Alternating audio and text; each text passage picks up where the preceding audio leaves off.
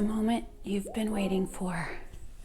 I'm finally ready to talk about what we're gonna do this year, and I am so excited. The next 5 or 6 videos are gonna be all about what I planned for this year, a little bit about how I planned it, and I've got some new ideas in there for you. So if you love planning, or you need help with planning tips, you just need help with organizing all that clutter in your brain, stay tuned.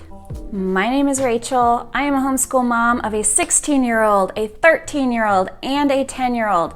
I have like every high school, middle school, elementary. I have every age to balance this year, but I don't want to lose the family stuff that sometimes can get lost, I think, when you have a high schooler. I always say that when I create a plan, I have to create it with the ability to be flexible because it never happens the way you plan it. So is your plan able to be easily adjusted? So I think I've got that part figured out, but there was one more thing that I thought of this year that I thought I'm gonna plan something different for this, and that's the end of the year. The end of the year, homeschool mom is no exception. Everybody gets spring fever. Everybody is just zapped at the end of the year. And I'm the same. After Easter is usually when I'm just like, ugh, when is this year gonna end? So I thought last year, what can I do to like mix it up? There were actually several points in the year where I thought we need like a jolt in our schedule to do something different so that it's new and exciting and not just the daily humdrum that we're used to. So here's how I planned my year with that in mind also. And I'm going to take you into my spreadsheet. First of all, I did a whole planning series last year. I think it was a 5-part series. I will post that playlist below because I'm not going to go into detail in the way that I did last year. I'm not going to explain everything in my spreadsheet and the thought process for how I got there. So if you're confused and you didn't see those videos, then revisit them and they will explain to you how I created my spreadsheet. But I'm going to go into the spreadsheet now. You're going to go into the hot zone. You're going to go into my brain. This is my spreadsheet that I talked about in this planning video, and I'm not going to go through like what all these tabs are because I talked about a lot of it last year. If it's applicable, I'll let you know like a new tab that I created in here just for planning purposes, because I do this differently every year. What I basically did was copied the whole spreadsheet from last year, and then I just went to the tabs that I was reusing, and then I just deleted what was there for last year so that I could start fresh, but I didn't have to recreate the spreadsheet again. So that's all I did. This, I can't remember if I had this one last year or not, but this is what I want to explain to you. This is basically a more detailed version of when somebody might plan out their year on a yearly calendar. I still print out one of these yearly calendars so that I can have the year at a glance. This is on the front cover of my mom daily binder, which I talked about in that video up there. If you're curious, I might go over this in one of the later videos. I told you I got a lot of videos coming up. So I'll show you what's in this. But I didn't mark it off this year because I had so many new ideas. This wasn't going to provide enough detail for what I needed to think through. This might look overwhelming to you, but just follow along. It's really not that difficult, and you might like to use this in the future. So I am in Excel. You could also use Google Sheets. Any type of spreadsheet you could do this in. I have my categories here by week for my week number. So I have weeks 1 through 11 through 18. I have it formatted this way for printing purposes, but when I had originally created it, I think I just did it the whole way across because I like to use formulas and stuff to create the dates. And then when I was ready and I was all done, ready to format it, then I moved stuff so that first semester would print on one page and my second semester would print on a separate page, because I do put these in my weekly planning binder for reference. I am going to keep track on a weekly basis how many days of school we're going to have, because there might be something going on that week where we don't have the same number of days. If, for example, if it's a holiday that I want to take off, or there's a special event that might affect how many days of school we're doing. If we're taking a break, that would obviously affect how many days of school we're doing. But what's the break? Is it one day? Is it a full week?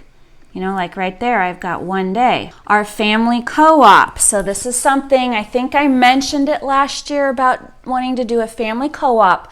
This is how I'm incorporating my high schooler. So we call it a co-op, even though I'm not doing it with other families. It's just how my kids will think through. This is a different day than a normal school day, and it's also not like tacked on to the end of the week on Friday when I'm already tired. This is a Tuesday every other week that we are doing. Is it a Tuesday? Or no, wait. We'll figure it out. I can't remember right now. It might be a Thursday, but it's an every other week, like family day, where my high schooler is going to do stuff with us all day. So I've had to plan his work out also for him to be able to maneuver that in there. So I will get into more details about that here and also in the next video.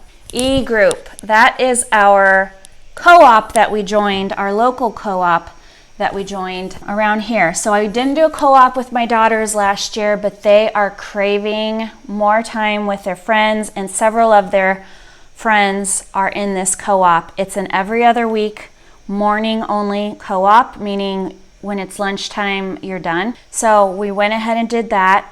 And then Essentials Week. If you watched my video about IEW and all the products that we're doing, I mentioned in that video that I was going to be teaching my 4th grader and my 8th grader together for their writing portion and for some other language arts type things. So I'm calling it Essentials Week because when I was in Classical Conversations, I was an Essentials tutor, and that's kind of the concept that's behind this, is I'm going to be utilizing a lot of things that we did in Classical Conversations for our Essentials class with a little bit of twist, but that's just kind of what I'm naming that particular day, because the Essentials Week, what it means is that's the special day, because it's only once a week, where we are going to be taking the entire afternoon and I am going to be actively teaching them, like as if I was the Classical Conversations tutor again. And then for the remainder of the week, they'll do their homework and stuff. But once a week, I'm going to be actively teaching them, but I want to keep track of which weeks I'm going to do that, because I might not do that on certain weeks. So that's what this is keeping track of here. So you could see the first week of school, we will not be doing an Essentials Week. And then this is what's going to help me plan out how many weeks I need to plan for our Essentials class. Okay, so right off the bat, August 22nd, I am going to change the date to the Monday so that it makes more sense to me.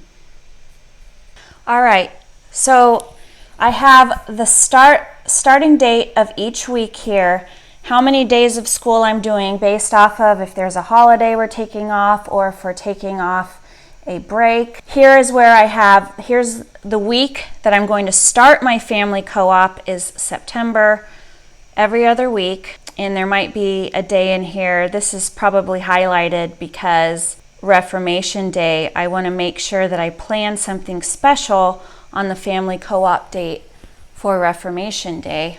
We'll see how that goes because I've never done anything for Reformation Day before, but we'll see. I've got it highlighted. This is when our school co-op starts, so it's every other week. These are the dates that they have already sent me. Veterans Day, Thanksgiving, my birthday is this week. We're only planning on 2 days of school on that week because Wednesday before Thanksgiving, you gotta get ready for your food, right?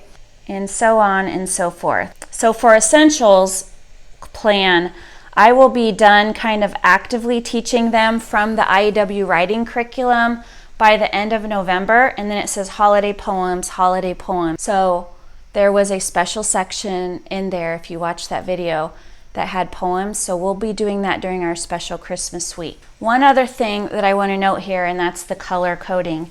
You see up here, this is turquoise, and right here is green.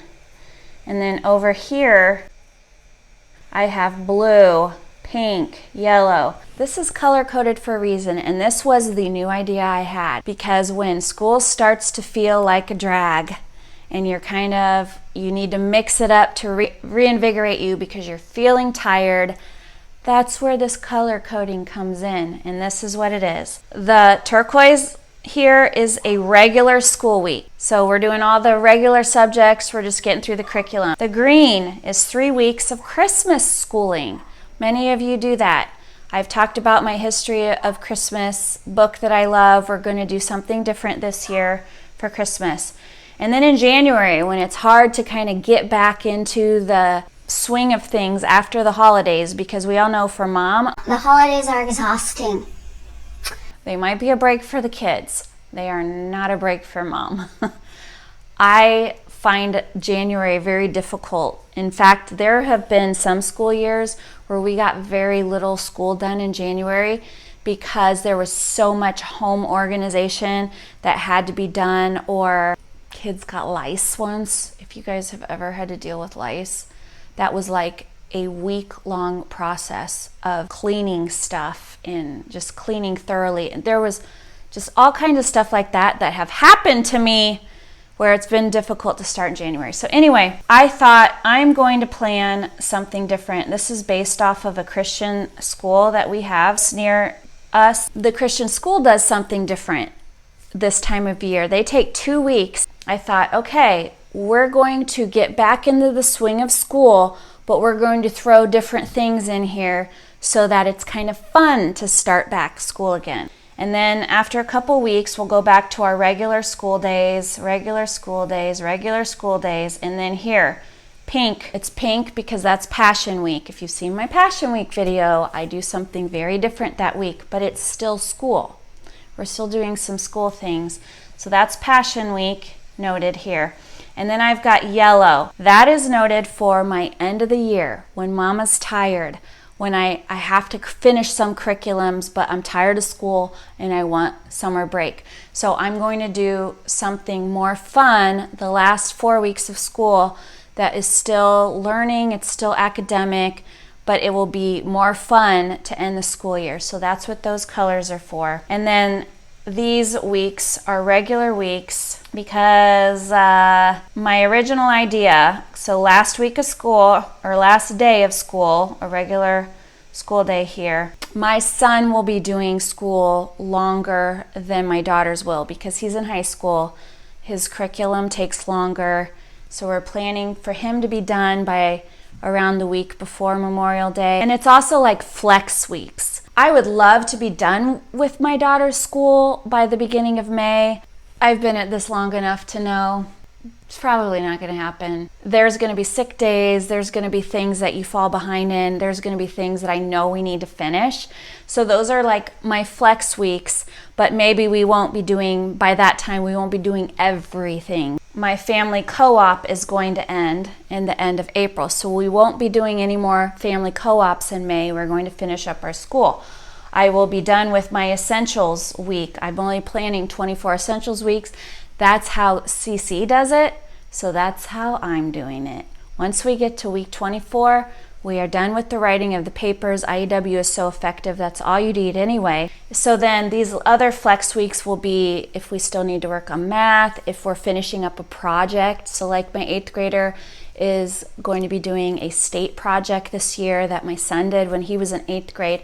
If she needs to finish that up, I have some other ideas for end of the year projects. So if we do those end of year projects, those weeks are for finishing up whatever I feel like we have to finish up for the end of the school year. So then I just did some calculations here by myself. That's also why I like to do spreadsheets, because I don't have the calculations in here. I already deleted them, but I can create a summary column and have all of, that's why it says 1, 1, 1, 1, because I will have the column sum up how many days I had there. So I've already counted how many days of school I had accounted for, And then I even subtracted the co-op days. I subtracted the special days so that I knew how many regular school days are we doing. And it will help me better be at peace with some of the curriculum and how many regular lessons we will actually be doing. For example, a science curriculum. If I'm doing so many special things, special weeks where I'm doing a different unit study over here, or we're doing something different over here, then I don't want to buy a science curriculum that's meant to be done over 120 days or 180 days. I mean, that's how Master Books is, because I want to have the flexibility to do whatever I want to do. So I kind of use this spreadsheet to help me see how many actual regular days do I need to plan for so that I don't overplan. That's what my goal was in that. Excel is great for that. So I have 18 total regular weeks. That's these turquoise. And then I have, 4 special weeks, 2 special weeks, Christmas weeks, Passion weeks, stuff like that. But these are like the regular weeks. So that was good for me to start, especially when I'm planning out some of my lessons. That was my first initial cut at the year's plan, to plan for some different days and unique days that kind of replaced what this couldn't do for me. So my next video, I'm going to talk about how I took this plan and created a daily and weekly routine and all of the curriculum ideas, because it really doesn't make any sense for me to make a daily routine unless I know that all of the curriculum that I've chosen is actually going to work in the routine, being realistic. So before I even purchase curriculum, I'll write down curriculum ideas, but I don't purchase it until I think it's actually realistic, because I've been down that road before. There's too many things that I want to do. How can I squeeze it in? And actually, like the special weeks that I have planned, that's where I'm hoping I could squeeze in some of the fun curriculum and the fun ideas that I've come across before. I can squeeze it in because that week's special anyway. So I'm going to cut out maybe our regular curriculum that we've been doing because I'm going to do this one. But it's an actual plan for accomplishing that rather than just winging it. Make sure you're subscribed so you don't miss it. For the other planning videos, how I've done it in the past. In the meantime, check out this playlist right here. All of the other videos will be linked below. And until next time, bye.